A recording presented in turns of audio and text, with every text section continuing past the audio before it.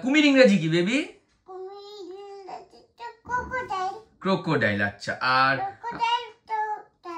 হ্যাঁ ক্রোকোডাইল। আচ্ছা, বিড়াল ইংরেজি কি? ক্যাট। গুড। আচ্ছা, কচ্ছপ ইংরেজি কি?